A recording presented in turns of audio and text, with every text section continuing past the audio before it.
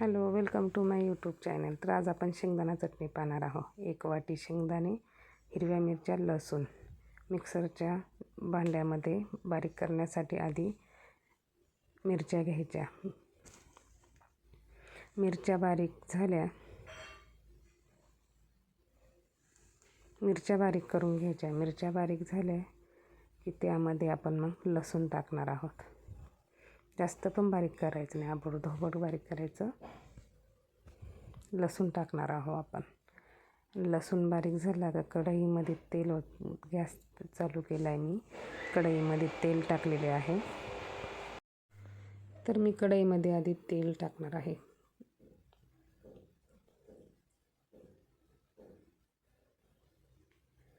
कढईमध्ये तेल टाकलेले आहे.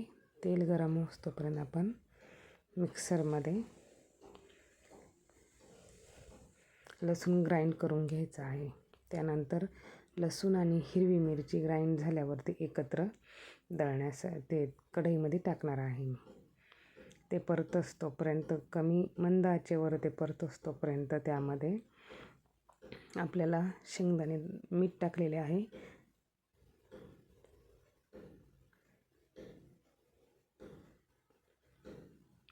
तोपर्यंत आपण शेंगदाणे मिक्सरमध्ये बारीक करून घेऊ. जास्त पण बारीक करायचे नाही आहेत.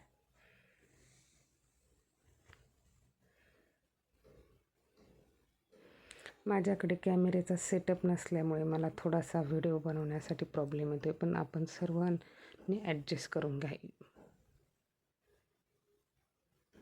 शेंगदाणे बारीक करून मी त्यामध्ये हे टाकलेले आहे. असं मिक्स करून घ्यायचं आहे. व्यवस्थित मंद आचेवर जर परतवली तर खरपूस होते.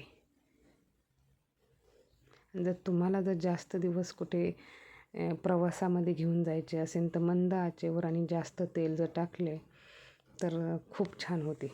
मी पुन्हा तेल टाकणार आहे. यामध्ये तेल टाकलेली रेसिपी तुम्हाला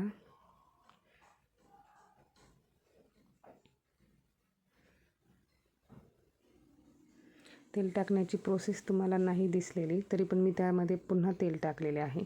आणि सारखी अशी जोपर्यंत एकदम व्यवस्थित परतत नाही किंवा व्यवस्थित तयार होत नाही तोपर्यंत अशी मंद आचेवर आपण त्याला हलवत राहायचं आहे. त्यानंतर अशी साईडला कढईच्या पसरून दिली की आपोआप कडक होती. मग छान अशी कुरकुरीत खाण्यासाठी. जेवढी लालसर होईल तेवढ्या जास्त दिवस टिकते. कारण की तुम्ही जर जास्त परतून नाही दिली तर